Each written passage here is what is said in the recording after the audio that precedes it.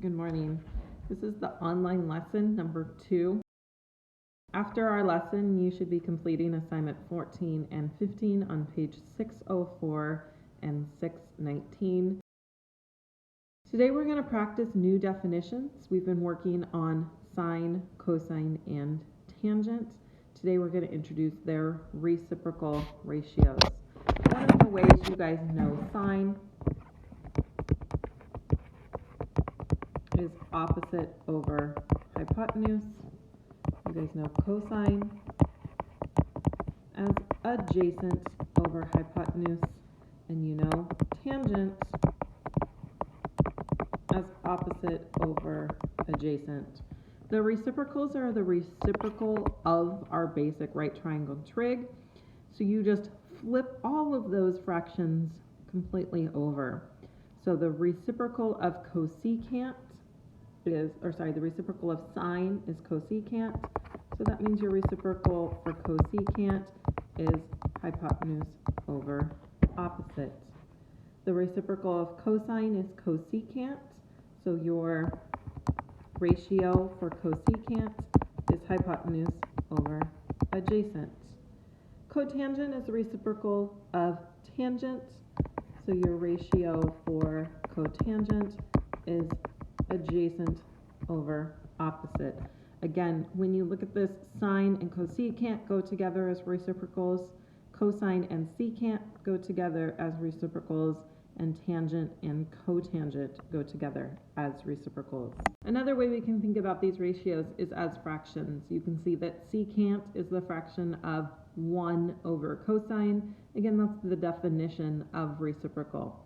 You can see that cosecant is 1 over sine, and cotangent is 1 over tangent. We can think about those ratios that way, or we can flip them again and say cosine is 1 over secant, sine is 1 over cosecant, and tangent is 1 over cotangent. So let's start with example 1. Example 1 is going to give us a picture of a triangle, and our job is to write out all 6 trig ratios. In order to be able to write out all 6 trig ratios, we have to start by finding the adjacent side. We can find this using Pythagorean theorem. This is in our notes. Pythagorean theorem says a squared plus b squared equals c squared, where a and b are legs and c is your hypotenuse. So in this situation, we know a and c, and we would need to subtract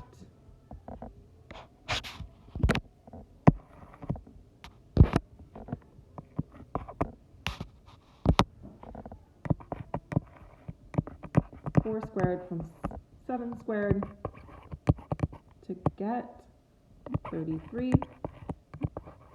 And then we're taking the square root of 33 to be able to find that adjacent side.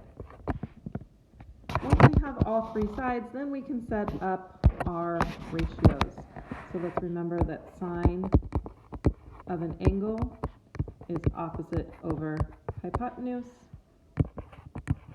Cosine of an angle is adjacent over hypotenuse. And tangent of an angle is opposite over adjacent. Unfortunately, we're not allowed to leave a radical in the denominator, so we must make sure we're always rationalizing that denominator. So we multiply by the square root of 33 over the square root of 33 in order to rationalize that denominator. So our final answer is going to be 4 root 33 over 33. So here I've created a table showing all 6 trig ratios. You can see the sine, cosine, and tangent that we just created together. And then I just flip those over underneath in order to get their reciprocal ratios. On cosine, we had to rationalize the denominator because now that square root of 33 is in the bottom. But for tangent, you want to start with your original. That way you don't have to re-rationalize the denominator. Take the 4 over root 33 and just flip that so you get root 33 over 4. Our goal is to have a nice table organized with all 6 trig ratios clearly labeled, showing exact answers only. Another way you guys are going to see problems today is I'm going to provide for you one ratio and your job is to create the others. This one did not provide us a diagram, so we need to start by drawing in a diagram.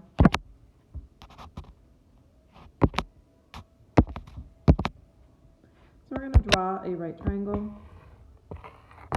Doesn't matter what orientation your triangle sits at or really what size it is. It's totally up to you on what you see. I'm going to pick one of the angles and label that as angle theta. I know that the cosine ratio is adjacent over hypotenuse. So I'm going to take the angle I decided to be theta. I'm going to label that adjacent side as 2 and the hypotenuse as 3. The hypotenuse is always going to go across from the 90-degree angle. And we'll label this missing side we're looking for as x. Again, I know that Pythagorean theorem is a squared plus b squared equals c squared. So for this situation, again, it's going to be 2 squared plus x squared equals 3 squared. Or x squared is going to equal 3 squared minus 2 squared, which is 5. I'm solving for x. I'm going to take the square root of both sides to get the square root of 5. Once I have the third side figured out, then I can calculate my ratios. So sine of the angle is the opposite over the hypotenuse. Cosine of the angle is the adjacent side over the hypotenuse, which is what was provided for us. And tangent of the angle is the opposite over the adjacent. What's nice about this question is that it doesn't require us to rationalize any of these denominators for our basic right triangle trig. As we again put that in a table, nice and organized, we can see our sine, cosine, and tangent in the top row, same ones we just calculated. And now I've taken the reciprocal of each to get our cosecant ratio, our secant ratio, and our cotangent ratio. I added these two for you guys to try.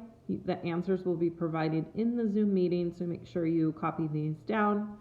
And if you notice anything special about that first triangle, maybe it's one of your 45, 45, 90 triangles, hopefully your reciprocal ratios and your original ratios should make sense to you as you look at those proportions of the one side to the other. On the other one, you know the secant ratio. You can always flip that and find the cosine ratio and then use that to draw your picture if that helps. The next thing I want to demonstrate for you guys is how you use your calculator. If you look on your graphing calculator, you see you only have the buttons for sine, cosine, and tangent. This is where that second slide comes in, where we want to actually be able to look at these as reciprocal ratios so that we can type them in the calculator. I know that if the secant starts with an S, its reciprocal ratio has to start with a C. So the secant reciprocal is 1 over cosine, which means if I take 1 over cosine of 35 degrees, that's going to be the same as the secant value. That does give me a value that I can type into my graphing calculator in order to get a decimal approximation. At this point, you should be trying to make sure that your calculator provides those answers for you. Cosecant starts with a C, which means its reciprocal starts with an S. So this is 1 over sine of 14. Again, that's something that we have on our calculator. We can type that in, and we get the decimal approximation of 4.133565. For cotangent, we do not have a cotangent button on our calculator. So in order to solve for A, remember if we're looking for an angle, we need to take the inverse of both sides. Therefore, we need to take the inverse cotangent of that decimal approximation. Since cotangent is not on our calculator, we need to take the reciprocal of cotangent, which is tangent. But if we take the reciprocal of that, we also need to take the reciprocal of our decimal. So we would actually type in the calculator 1 over 0.6422, giving us approximately 57.3 degrees. For the last one, we know that cosecant of r is this decimal. We want to undo that to find the angle. Again, we know that r equals inverse cosecant of that decimal. That's going to give us the angle. We do not have cosecant in our calculator, so we're going to take the reciprocal of that, which is sine. So we're going to take the inverse sine, and then we're going to take the reciprocal of that decimal as well. And that's what we're going to type in our calculator, and that should give us about 34 degrees. Please make sure before you move on from this slide that you know how to use your calculator, and I can demonstrate during our Zoom meeting as well on Thursday or Friday how to use that calculator. The last part of this that I would like to cover is taking exactly what we just did, finding those 6 trig ratios, but putting them on a coordinate system. Remember that this point right here is our 0, 0. That's what we're going to refer to as our origin. Our angle theta is always going to be an angle of rotation from that point of origin. Therefore, the right angle is always going to be perpendicular to your x-axis. Another thing I need you guys to remember is that this is all quadrant 1, and all of your points in quadrant 1 are positive, positive. This is quadrant 2. All of your points in quadrant 2 are negative, positive. This is quadrant 3, in which all of your values are negative, negative. And quadrant 4 has positive x values and negative y values.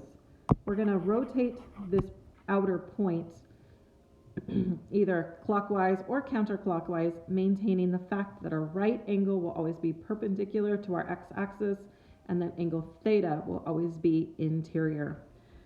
We're still going to find our 6 trig ratios here, but we're going to find our 6 trig ratios using a point and drawing in a triangle. So given the point 6, negative 15, we can see our x value is 6, so we're going to start at the origin.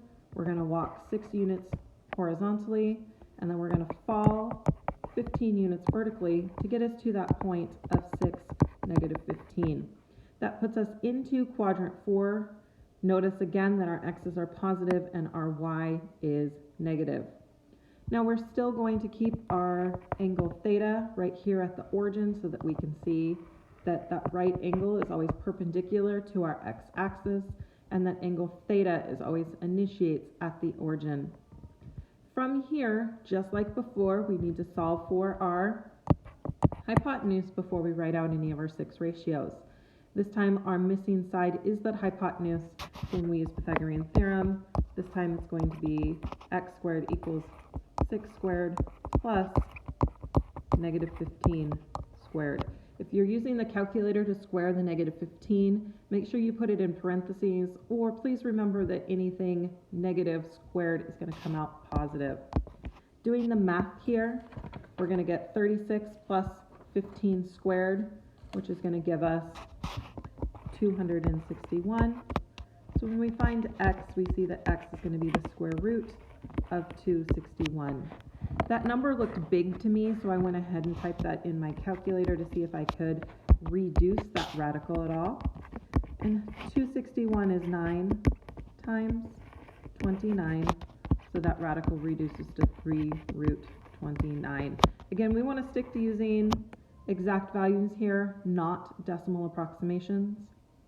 Once I get all 3 sides, then I can find my 6 trig ratios. Sine of theta is going to be opposite over hypotenuse.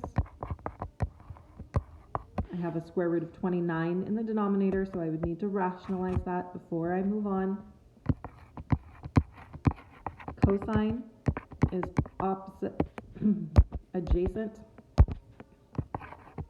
over hypotenuse. Again, I would want to reduce that fraction and rationalize before I move on. Tangent is opposite over adjacent. Again, on that one, we just need to reduce the fraction. Once we've reduced the fraction and taken care of that rationalization, we are done. Again, we want to end with a picture, a table, and all of our ratios as exact values representing the coordinates particularly. This is the end of the lesson. I will be providing for you guys the answers, answering questions, and giving you the exit task in our Zoom meeting. And we will also be going through those calculator tricks.